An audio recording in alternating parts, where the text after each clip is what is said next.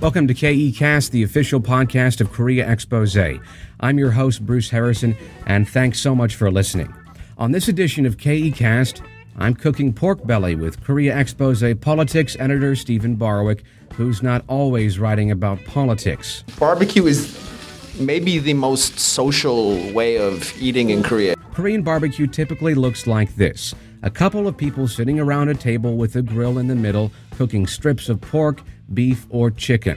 You can pack your meat in a lettuce leaf with a clove of garlic and some spicy sauce, or eat it without the leaf. Whatever, it's delicious. Beer and liquor often flow generously.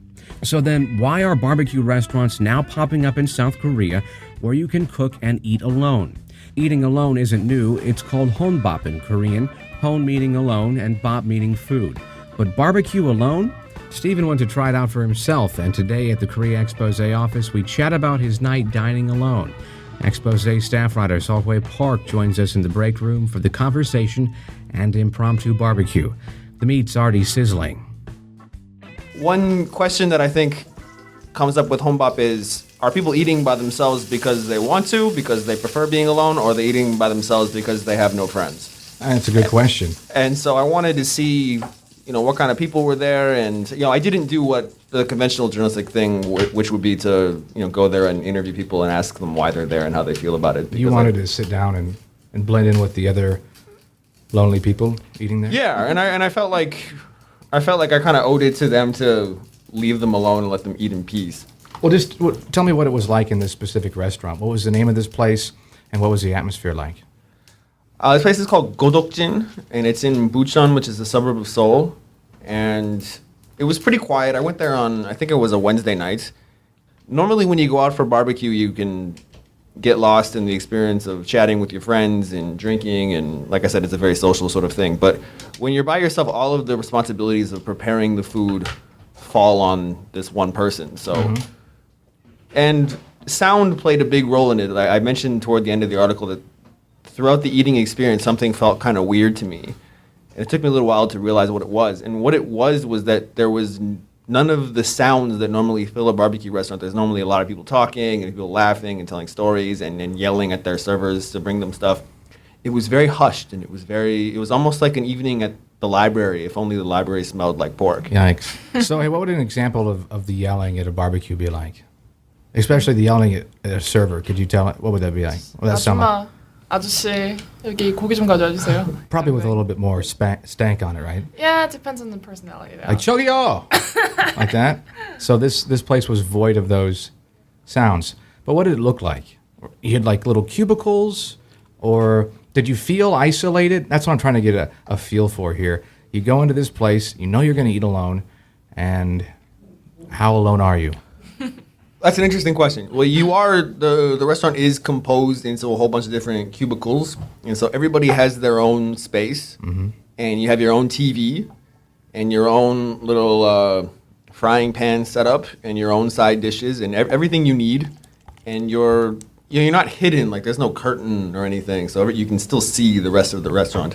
What always surprised me, what most surprised me when I heard about honbap was that it was a thing at all. Like, I've never felt uncomfortable eating alone at certain places. When I worked in the States, I would go to an Applebee's and sit at the bar, and I always felt like, well, people go to the bar to sit alone, have a beer and a quick burger after work.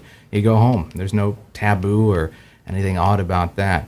But here, there's a big stink in the media about this new trend, that it's something so different. Why is that?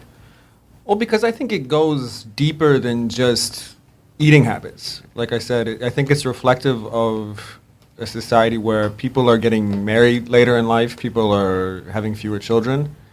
To put it in general terms, like there's this movement of fewer and fewer things in Korea being group activities the way that they were for so long, and more things becoming individualized, becoming things that people do on their own for various even kind of socioeconomic reasons. And also just the social perception of these things is changing, that people feel less bashful about going out and doing something alone. I mean, if you live in Korea and you'll notice that if people who know each other see someone doing something alone, they'll often say, "Oh, why are you eating alone? Like, why did you come here alone?" It's just really, really common. Something that I noticed over my years of living in Korea. But I don't know. Maybe that's going to be. Maybe people are going to ask that question less often. People are going to have a different idea of doing things alone and maybe not think of it as something weird. So, what do you think about that? Yeah, I mean, I think the reason why there is a taboo with attached to people eating alone is because like the eating culture has been so communal so far. Because like even when we like go to like student cafeteria in universities, we always like find whenever we find a friend who's eating alone, we will all be like, oh, like let's eat together. Like why are you eating alone? We should like all make a group and then like order something together. So we're trying to like make them feel better by like joining and like forming a group, which is a little weird if you think about it. The person might have just chosen to just eat alone. Mm-hmm. And we also have this culture. This is strictly in like university culture. We also do like pop toddy. There's a term called pop toddy. What does that mean? It's pop plus study. So you are eating. Bop is the Korean word for rice, and it's used to refer to food in Food in general. general, like Thank Coke you, means all Steven. sodas, Bop means all rice. Okay. So it's a matter of social perception. Yeah. It's not wanting to be seen alone in public. Yeah. Okay. It's And a that's big taboo. that's changing though, quite obviously.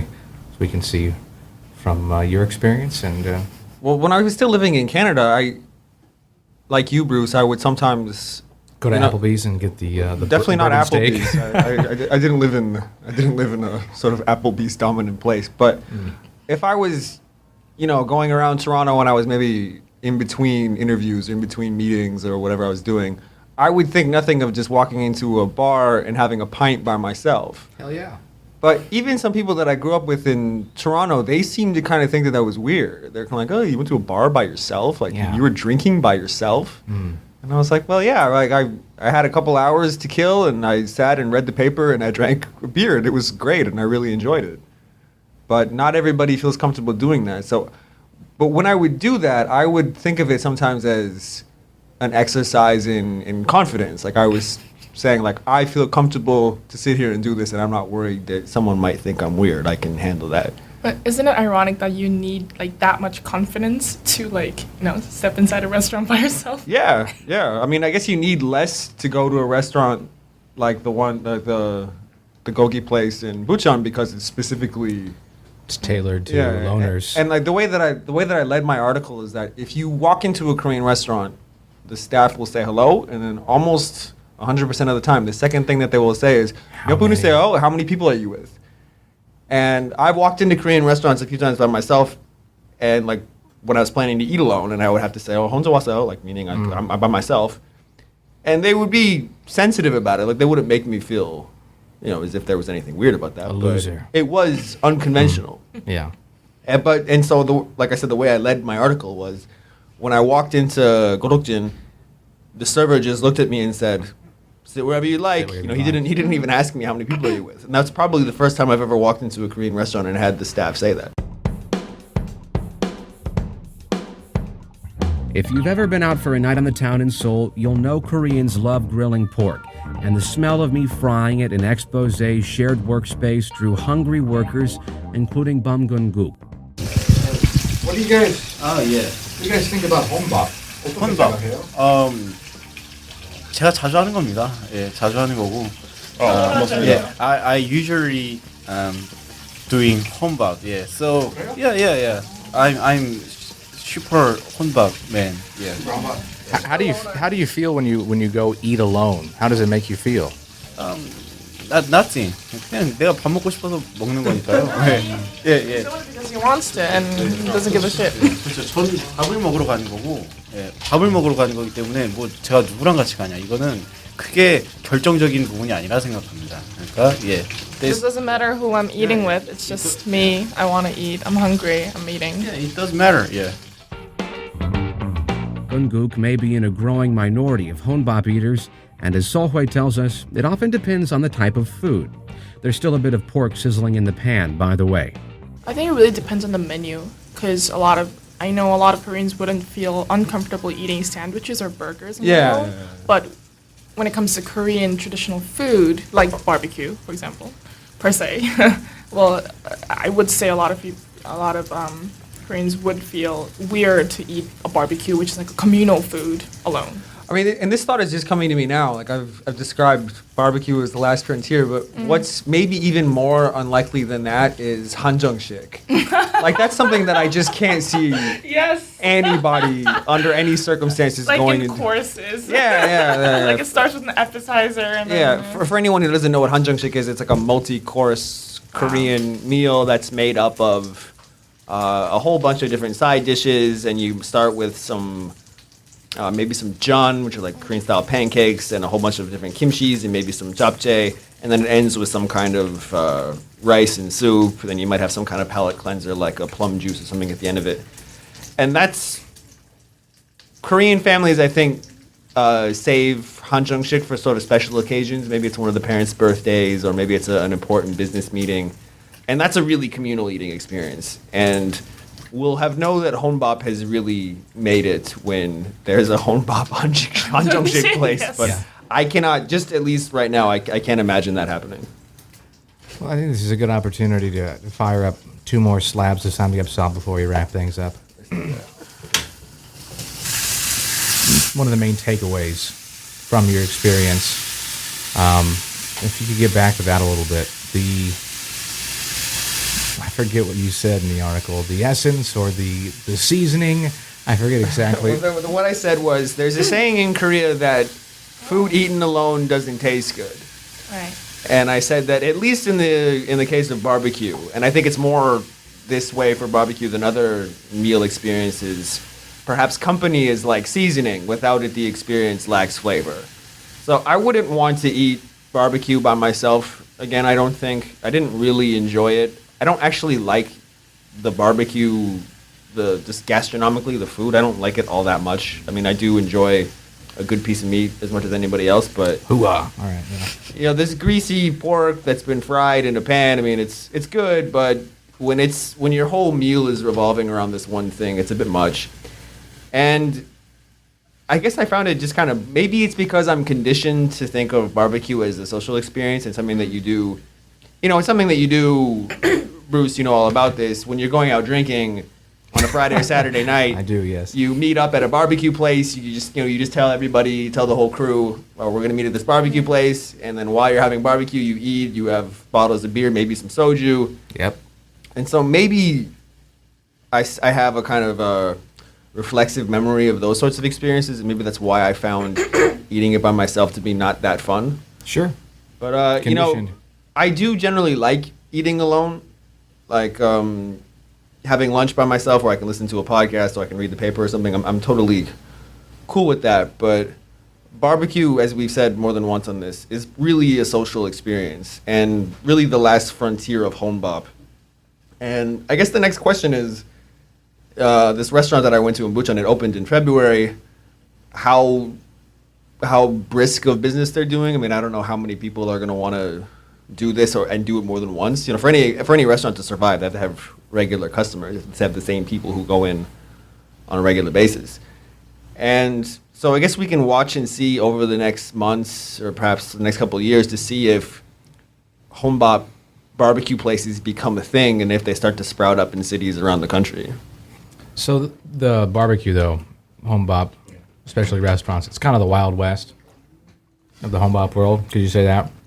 It's out there. The Wild West of the honbap world. You could say that. Maybe that's how they should advertise themselves. Like, people come here and eat barbecue alone. Like, it's unheard of.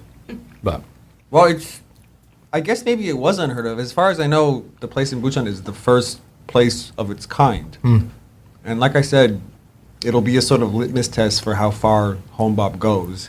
And we'll be able to see if that place really takes off and if the business model takes off in other cities. Maybe the owners, if they do really well in that location, they'll look to open up some places in Seoul or in Busan or wherever else. Thanks so much to Steven and Seohoi for joining me on this episode. If you're interested in learning more about Steven's experience and dine alone barbecue in South Korea, check out his article called "Honbap Eating Alone is a New Norm." We'd love to hear what you think about the show and the topics we're discussing and topics you'd like to hear discussed on KEcast. So leave us a review or rate us on iTunes, Google Play Music, Stitcher, or TuneIn. And please subscribe if you're enjoying the summer series. You can also catch updates on the podcast and the team's latest reports on Facebook and Twitter at Korea Exposé. Once again, I'm Bruce Harrison. Thank you for listening, and I hope you join us next week.